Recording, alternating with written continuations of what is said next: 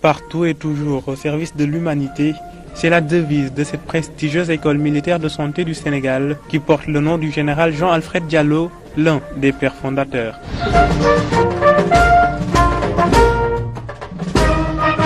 À notre accueil, le commandant d'école, médecin lieutenant-colonel Malick Ndiaye.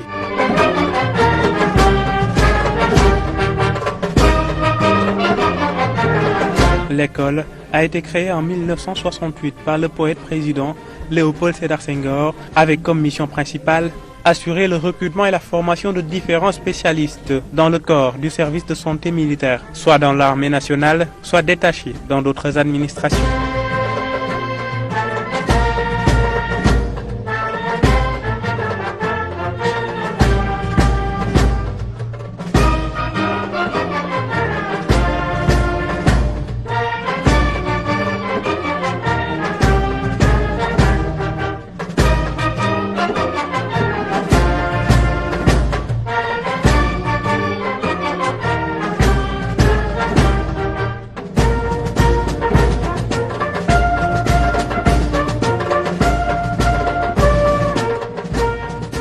Qu'il y avait dans les années 60, il y avait ce besoin d'avoir des médecins dans les régions, en dehors de Dakar.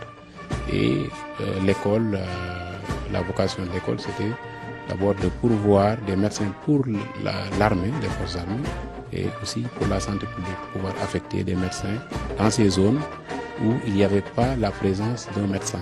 Donc les médecins militaires ont joué ce rôle pionnier de décentraliser la pratique de la médecine au Sénégal. Plusieurs personnalités sont sorties de cette réputée école militaire de santé, parmi lesquelles le professeur Souleymane Mboup, directeur général de l'Institut de recherche en santé de surveillance épidémiologique, qui fit partie de la 3e promotion. Ou encore le professeur Mame Thierno Dieng, directeur de l'hôpital principal de Dakar et ancien ministre de l'Environnement. Initié pour pallier l'insuffisance de la couverture maladie sénégalaise, l'EMS, en 50 ans, a pu former plus de 500 officiers de nationalité sénégalaise, mais également d'autres pays africains, tous servant actuellement dans différents domaines du secteur de la santé. Les officiers qui ont été formés à l'école servent dans plusieurs structures. Je vous ai dit d'abord, il y a le besoin des forces armées. Donc au niveau des forces armées, vous trouverez des médecins militaires dans tous les démembrements de l'armée. Et quand je dis l'armée, j'inclus la gendarmerie, mais aussi on a la présence des médecins militaires au niveau de la police, au niveau de la douane, au niveau des eaux et forêts, au niveau du ministère de l'Environnement. Voilà. Donc quand je dis aussi médecins militaires, je veux parler de médecins, mais aussi vétérinaires, chirurgiens dentistes et pharmaciens. C'est le vocabulaire habituel. Donc on retrouve, en dehors des forces armées, on retrouve des médecins militaires qui sont au niveau de la santé publique, donc au niveau du ministère de la Santé, qu'on retrouve des médecins militaires dans les régions médicales, mais aussi à l'université. Moi, je suis à l'UFR Santé de Thiès comme responsable de l'enseignement de l'ORL. Donc on retrouve aussi des médecins militaires dans d'autres organismes internationaux où ils exercent le pratique. Dans cette école militaire de santé, pas de privilège de masculinité ni de féminité. Un seul critère est à faire valoir pour y accéder, l'excellence. En 1984, il y a eu les premières filles qui ont été accueillies à l'école depuis 1984. Donc la présence des filles date de 1984. Et dans chaque promotion, il y a un certain nombre de filles qui sont dans ces promotions. Et je peux vous dire que le concours de l'école est ouvert aux filles, mais aussi aux garçons. Donc c'est vraiment le critère de mérite qui permet d'avoir la présence de ces filles dans une promotion. Mais il ne suffit pas que de l'excellence. La bonne conduite est la règle maîtresse pour y rester. Il y a aussi ce qu'on appelle la discipline. On est dans l'armée, donc l'armée est régie par quand même la discipline. C'est ça qui fait la force principale des forces armées. Donc quelqu'un qui ne respecte pas ces règles a vraiment beaucoup de chances d'être exclu, même s'il est excellent au plan académique. Le médecin aspirant Aminata Sadielo fait partie de ces rares jeunes filles à avoir intégré l'école militaire de santé. Admise à l'âge de 19 ans, Elle avait du mal à s'adapter à la vie militaire et a failli même abandonner. Cependant, elle a tout de même réussi à gravir les échelons et se trouve aujourd'hui en 5e année. Parce que je suis venue ici, on nous a convaincus, je me rappelle, un jeudi ou un mercredi, quelque chose comme ça. Donc on est venu, il y a un colonel qui nous a parlé, qui nous a dit que donc, de toute façon vous allez enlever vos mèches, vous allez vous raser la tête, vous n'allez plus porter de tenue civile. Je suis rentrée, je dis je vais pas rester. Franchement, je vais pas survivre. Si je vais à Bango, c'est sûr, je vais mourir là-bas. Et on nous a dit que vous n'allez pas utiliser vos téléphones pendant plus d'1 mois.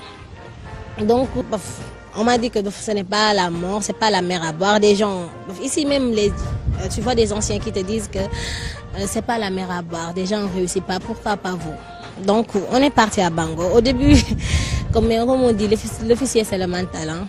On vous inculque des valeurs. Tu dis que je vais y arriver, donc pourquoi pas? C'est difficile, très difficile, ça je ne le cache pas, surtout notre formation à Bango.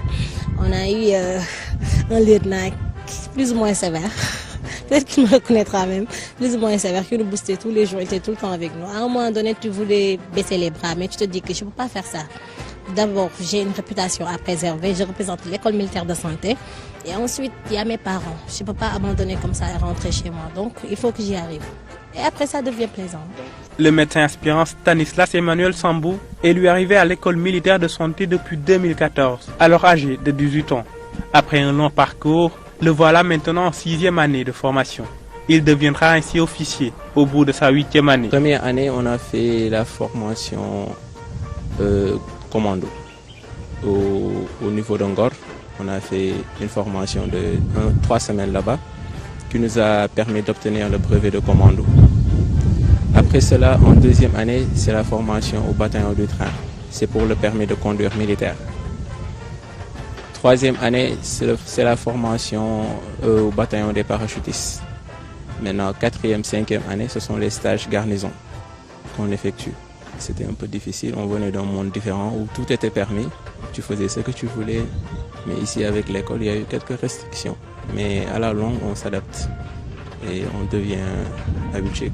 En dehors de la formation militaire qu'ils reçoivent, une formation initiale est assurée aux jeunes apprenants par la faculté de médecine de l'université Cheikh Anta Diop de Dakar. Quand ils viennent à l'école, ils sont classés donc par ordre de mérite et ils ont un matricule en fonction de ce classement. Et au niveau de l'école, les études se font à la faculté de médecine. Donc le cursus académique est géré par la faculté de médecine, pas par l'école. Donc ils font les mêmes examens, les mêmes évaluations que leurs camarades inscrits à la faculté de médecine. Et au niveau de la faculté de médecine, les étudiants il faut avoir la moyenne pour passer en classe supérieure. Et maintenant, avec le système LMD, il faut avoir un certain nombre de crédits pour pouvoir passer en classe supérieure. C'est ce qu'on... voilà, donc ils sont au même niveau que leurs camarades civils. Outre leur rôle dans l'armée, une autre mission leur est assignée, participer activement à la santé publique. D'ailleurs, un thème bien défini a été choisi pour cette année dans ce contexte de maladie de la Covid-19. Le rôle des forces de défense et de sécurité dans la gestion des pandémies et des catastrophes. C'est aussi la mission de la médecine militaire. C'est aussi de se rendre disponible lorsqu'il y a des épidémies, lorsqu'il y a des catastrophes. Ça aussi, ça fait partie de la formation des médecins militaires. Donc l'armée, en général, je ne dirais pas seulement la santé militaire, mais l'armée a aussi un rôle à jouer quand il survient. L'école militaire de santé, au-delà de sa mission de renfort à l'armée, est également chargée d'appuyer le système de santé publique. Elle pourrait ainsi, en cas de crise sanitaire, comme celle qui frappe le pays en ce moment, déployer des hôpitaux mobiles en vue de secourir des civils potentiellement atteints du nouveau coronavirus.